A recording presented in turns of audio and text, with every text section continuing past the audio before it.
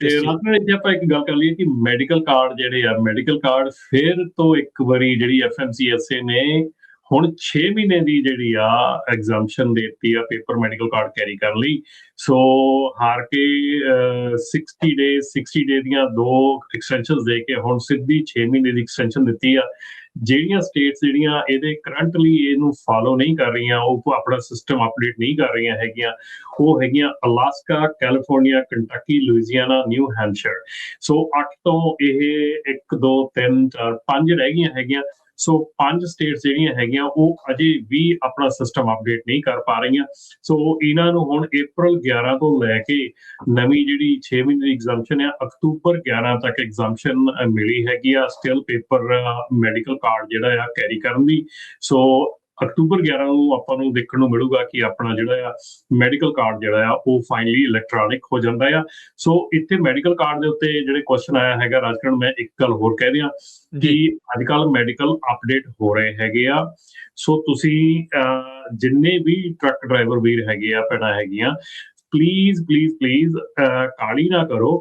ਬਹੁਤ ਸਾਨੂੰ ਕਾਲਸ ਆਉਂਦੀਆਂ, ਸਾਡੇ ਕੋਲ ਬਹੁਤ ਜਾਣੇ ਸਾਰਾ ਦਿਨ ਵਾਕ ਇਨ ਵੀ ਕਰਦੇ ਹੈਗੇ ਆ, ਜਿਨ੍ਹਾਂ ਦਾ ਕਿਸੇ ਦਾ 6 ਮਹੀਨੇ, ਕਿਸੇ ਦਾ ਈਵਨ ਸਾਲ ਦਾ ਵੀ ਅਜੇ ਮੈਡੀਕਲ ਕਾਰਡ ਰਹਿੰਦਾ। ਉਹ ਕਹਿੰਦੇ ਨਹੀਂ ਕੋਈ ਨਹੀਂ, ਫਿਰ ਕਰਾ ਲਓ ਇੱਕ ਵਾਰੀ। ਮਤਲਬ ਕਿ ਇਹਦਾ ਸਿਚੁਏਸ਼ਨ ਜਿਹੜੀ ਆ ਮੈਡੀਕਲ ਕਾਰਡ ਦੀ, ਇਹ ਸਿਰਫ 30 ਡੇਜ਼ ਪਹਿਲਾਂ ਜਿਹੜਾ ਆ ਤੁਹਾਨੂੰ ਅਪਡੇਟ ਕਰਵਾਉਣਾ ਚਾਹੀਦਾ ਆ ਮੈਡੀਕਲ ਆਪਣਾ 30 ਡੇਜ਼ ਪਹਿਲਾਂ। ਤੇ ਕਈ ਹਾਦਸੇ ਹੋਏ ਆ ਜਿਹਦੇ ਵਿੱਚ ਕੀ ਸਾਨੂੰ ਇਨਫੋਰਮੇਸ਼ਨ ਆਈ, ਕਾਲਸ ਵੀ ਆਈਆਂ, ਜਿਹਦੇ ਵਿੱਚ ਕੀ ਕਈਆਂ ਨੇ ਸਾਨੂੰ ਇਹ ਵੀ ਦੱਸਿਆ ਕਿ ਅਸੀਂ ਅਰਲੀ ਜਾ ਕੇ ਮੈਡੀਕਲ ਅਪਡੇਟ ਕਰਾਉਣ ਲੱਗੇ ਸੀਗੇ ਤੇ ਉਹਨਾਂ ਨੇ ਸਾਡਾ ਜਿਹੜਾ ਮੈਡੀਕਲ ਅਪਡੇਟ ਨਹੀਂ ਕੀਤਾ ਤੇ ਸਾਡਾ ਲਾਇਸੈਂਸ ਵੀ ਡੀਗ੍ਰੇਡ ਕਰਤਾ। ਸੋ ਪਲੀਜ਼ ਆਪਣਾ ਲਾਇਸੈਂਸ ਜਿਹੜਾ ਆ, ਆਪਣਾ ਮੈਡੀਕਲ ਜਿਹੜਾ ਆ, ਉਹ 1 ਮਹੀਨਾ ਪਹਿਲਾਂ 30 ਡੇਜ਼ ਪਹਿਲਾਂ ਜਿਹੜਾ ਰਿਨਿਊਅਲ ਕਰਾਓ। ਉਹਨੂੰ ਐਕਸਟਰਾ ਪਹਿਲਾਂ ਰਿਨਿਊਅਲ ਕਰਾਉਣ ਦਾ ਤੁਹਾਨੂੰ ਕੋਈ ਬੈਨੀਫਿਟ ਨਹੀਂ ਹੈਗਾ। ਔਰ ਇੱਕ ਹੋਰ ਸਾਰਿਆਂ ਨਾਲੋਂ ਵੱਡੀ ਜਿਹੜੀ ਚੀਜ਼ ਆ ਤੁਹਾਨੂੰ ਧਿਆਨ 'ਚ ਰੱਖਣ ਵਾਲੀ ਆ, ਜਿੰਨੇ ਵੀ ਟਰੱਕ ਡਰਾਈਵਰ ਭਰਾ ਹੈਗੇ ਆ, ਚਾਹੇ ਤੁਸੀਂ ਯੰਗ ਆ, ਚਾਹੇ ਤੁਸੀਂ ਮਿਡਲ ਏਜ, ਓਲਡ ਆ, ਕੁਛ ਵੀ ਆ, ਮੈਡੀਕਲ ਆਪਣਾ ਜਿੱਦਣ ਕਰਾਉਣ ਜਾਣਾ ਆ ਉਸ ਤੋਂ 2 ਮਹੀਨੇ ਪਹਿਲਾਂ ਆਪਣੇ ਰੈਗੂਲਰ ਫੈਮਿਲੀ ਫਿਜ਼ੀਸ਼ੀਅਨ ਕੋਲੋਂ ਇੱਕ ਵਾਰੀ ਮੈਡੀਕਲ ਕਰਵਾਓ। ਉਹਦੇ ਕੋਲੋਂ ਇੱਕ ਵਾਰੀ ਜਾ ਕੇ ਤੁਸੀਂ ਆਪਣਾ ਫੁੱਲ ਬੋਡੀ ਚੈੱਕਅਪ ਕਰਾਓ, ਇੱਕ ਮੈਡੀਕਲ ਕਰਵਾਓ, ਤਾਂ ਕਿ ਤੁਹਾਨੂੰ ਇਹ ਪਤਾ ਲੱਗ ਸਕੇ ਕਿ ਜਿੱਦਣ ਤੁਸੀਂ DOT ਦਾ ਮੈਡੀਕਲ ਕਰਵਾਉਣ ਆਉਂਦੇ ਆ ਉਦੋਂ ਤੁਸੀਂ ਉਹ 'ਚੋਂ ਪਾਸ ਹੋ ਸਕਦੇ ਆ।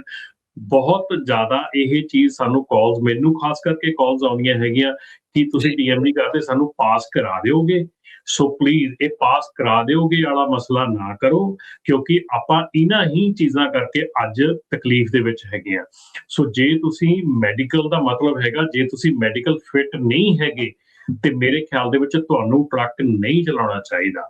ਔਰ ਜੇ ਤੁਸੀਂ DOT ਮੈਡੀਕਲ ਕਰਵਾਉਣੇ ਹੈਗੇ ਆ ਤੇ DOT ਮੈਡੀਕਲ ਦੇ ਵਿੱਚ ਤੁਹਾਡਾ ਜਿਹੜਾ ਡਾਕਟਰ ਹੈਗਾ ਉਹ ਕੋਈ ਏਦਾਂ ਦੀ ਚੀਜ਼ ਕਰਦਾ ਹੈਗਾ, ਕੱਲ ਨੂੰ ਰੱਬ ਨਾ ਕਰੇ ਕੋਈ ਗੱਲ ਹੋਗੀ, ਉਹ ਡਾਕਟਰ ਵੀ ਜਾਊਗਾ ਤੇ ਤੁਸੀਂ ਤਾਂ ਆਬਵੀਅਸਲੀ ਪ੍ਰੋਬਲਮ 'ਚ ਹੈਗੇ ਆ, ਪਲੱਸ ਉਹ ਡਾਕਟਰ ਵੀ ਪ੍ਰੋਬਲਮ 'ਚ ਆ ਜਾਊਗਾ। ਸੋ ਹੱਥ ਜੋੜ ਕੇ ਬੇਨਤੀ ਆ ਜੀ ਸਾਰਿਆਂ ਨੂੰ, ਆਪਣਾ DOT ਫਿਜ਼ੀਕਲ ਕਰਵਾਉਣ ਤੋਂ ਪਹਿਲਾਂ 2 ਮਹੀਨੇ ਪਹਿਲਾਂ ਐਟਲੀਸਟ ਆਪਣੇ ਡਾਕਟਰ ਕੋਲ ਜਾਓ। ਜੇ ਤੁਹਾਨੂੰ ਅੱਜ 2 ਪ੍ਰੋਬਲਮਸ ਰਾਜਕਰਨ ਜਿਹੜੀਆਂ ਇਸ ਵੇਲੇ ਹਾਈਐਸਟ ਆ ਰਹੀਆਂ ਔਰ ਯੰਗ ਐਜ਼ 25-30 ਈਅਰ ਓਲਡ ਦੇ ਵਿੱਚ ਆ ਰਹੀਆਂ ਹੈਗੀਆਂ, ਉਹ ਆ ਰਹੀਆਂ ਹੈਗੀਆਂ ਸ਼ੂਗਰ ਤੇ ਹਾਈ ਬਲੱਡ ਪ੍ਰੈਸ਼ਰ। ਔਰ ਇਹ ਦੋਨੋਂ ਹੀ ਪ੍ਰੋਬਲਮ ਜੇ ਤੁਹਾਡੇ 'ਚ ਹੈਗੀਆਂ ਤੇ ਇਹ ਦੋਨੋਂ ਹੀ ਪ੍ਰੋਬਲਮ ਕਰਕੇ ਤੁਹਾਡਾ ਜਿਹੜਾ ਡਰਾਈਵਰ ਲਾਇਸੈਂਸ ਆ ਉਹਦਾ ਮੈਡੀਕਲ ਲਿਮਿਟਿਡ ਹੋ ਜਾਊਗਾ। ਮੇਬੀ ਸਾਲ ਦਾ ਇਸ਼ੂ ਹੋਵੇ, ਮੇਬੀ 6 ਮਹੀਨੇ ਦਾ। ਮੇਰੇ ਕੋਲ ਕਈ ਕਲਾਇੰਟ ਐਸੇ ਵੀ ਆਏ ਹੈਗੇ ਆ।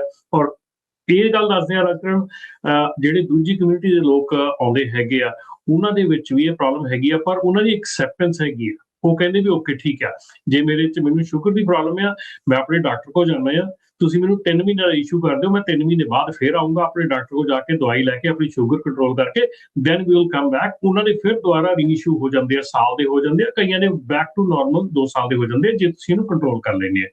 ਪਰ ਪ੍ਰੋਬਲਮ ਇਹ ਆ ਕਿ ਕੰਟਰੋਲ ਕਰਨ ਦੀ ਬਜਾਏ ਅਸੀਂ ਕਹਿੰਦੇ ਵੀ ਦੇਖ ਲਓ ਜੇ ਤੁਸੀਂ ਪਾਸ ਕਰ ਸਕਦੇ ਆ, ਇਹ ਚੀਜ਼ ਜਿਹੜੀ ਆ ਨਾ ਕਰੋ। ਇਹ ਯੂਰਿਨ ਦੇ ਵਿੱਚ ਵੀ ਇਹ ਚੀਜ਼ ਚੱਲ ਰਹੀ ਆ, ਮੈਡੀਕਲ 'ਚ ਵੀ ਇਹ ਚੀਜ਼ ਚੱਲ ਰਹੀ ਆ, ਔਰ ਇਹ ਚੀਜ਼ ਆਉਣ ਵਾਲੇ ਸਮੇਂ ਦੇ ਵਿੱਚ ਜਿਹੜਾ ਸ਼ਾਇਦ ਇਹਦੇ ਉੱਤੇ ਜਿਹੜਾ ਸ਼ਿਕੰਜਾ ਜਿਹੜਾ ਆ ਉਹ ਜਲਦੀ ਕੱਸਿਆ ਜਾ ਸਕਦਾ ਜੀ। ਆਪਣੇ ਨਾਲ ਨਰਮਲ ਮਾਨ ਜੀ ਊੜਾ ਰੈਡ ਰਿਲੀਫ ਵਾਲੇ ਉਹ ਵੀ ਜੁੜੇ, ਉਹਨਾਂ ਨਾਲ ਵੀ ਗੱਲ ਕਰਦੇ ਆ। ਇੱਕ ਉਹਦੇ ਕਾਲਰ ਵੀ ਆ, ਉਹਨਾਂ ਨਾਲ ਵੀ ਆਪਾਂ ਗੱਲ ਕਰਾਂਗੇ। ਸਭ ਤੋਂ ਪਹਿਲਾਂ ਨਰਮਲ ਮਾਨ ਜੀ ਨੂੰ ਆਪਾਂ ਪ੍ਰੋਗਰਾਮ ਦੇ ਵਿੱਚ ਜੀ ਆਇਆਂ ਨੂੰ ਜਿਹੜਾ ਉਹ ਆਖਦੇ ਆ। ਨਿਰਮਲ ਮਾਨ ਜੀ ਆਇਆਂ ਨੂੰ ਸਵਾਗਤ ਹੈ। ਸਤਿ ਸ੍ਰੀ ਅਕਾਲ ਜੀ।